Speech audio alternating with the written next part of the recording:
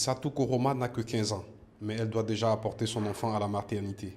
Elle fait partie de ces filles mères libériennes dont le nombre a explosé avec l'épidémie d'Ebola. Chez les adolescentes, le nombre de grossesses est très élevé. Plus encore lors de l'épidémie Ebola. Avec Ebola, la plupart des adolescentes restaient chez elles. Elles n'allaient jamais à l'école, donc il y avait un problème. Tout le monde le faisait, surtout les adolescentes. Elles erraient pour socialiser.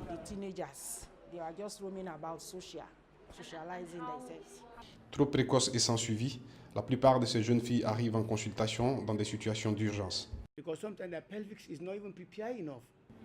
Parfois, leur pelvis n'est pas encore prêt à accueillir un enfant. C'est pourquoi on doit passer par des césariennes. Certaines femmes connaissent une souffrance fœtale et la perte du fœtus à la grossesse. Certaines d'entre elles ne sont même pas à la clinique anténatale. Elles restent chez elles de peur que leurs collègues les voient. Alors, elles restent jusqu'à ce que les complications arrivent. Quand elles changent d'avis, on les incite à accoucher à la maison. Elles ne viennent ici qu'en dernier recours.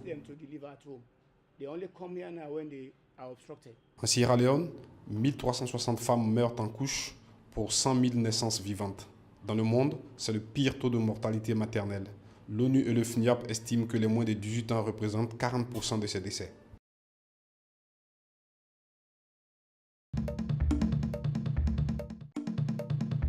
La police mozambicaine a annoncé mardi la découverte de 13 corps dans le centre du Mozambique, théâtre d'affrontement entre l'armée et l'ex-guérilla de la Renamo, où les médias locaux avaient aussi rapporté l'existence d'un charnier d'une centaine de corps.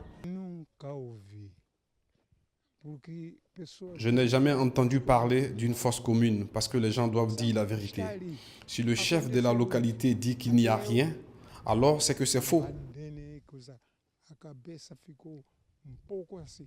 En raison de l'état avancé de décomposition des corps, il n'a pas été possible de voir d'éventuelles blessures par balle. Il ne reste plus que des squelettes, a déclaré Armando Monde, porte-parole de la police mozambicaine dans le centre du pays, précisant que la mort remontait à plus de 45 jours.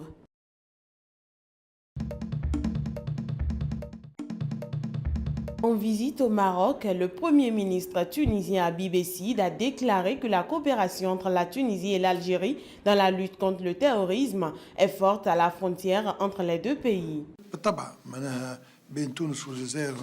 Lorsque la crise libyenne a commencé, la Tunisie a ouvert ses portes à presque 2 millions de réfugiés en provenance de la Libye. Et elle a supporté ce fardeau pendant presque un an afin que les Égyptiens, les Turcs et les Sud-Coréens rentrent chez eux.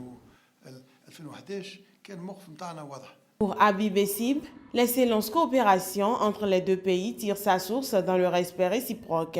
La Tunisie n'est pas intervenue dans les affaires libyennes. Sa position était claire dès le premier jour depuis février 2011, a-t-il souligné.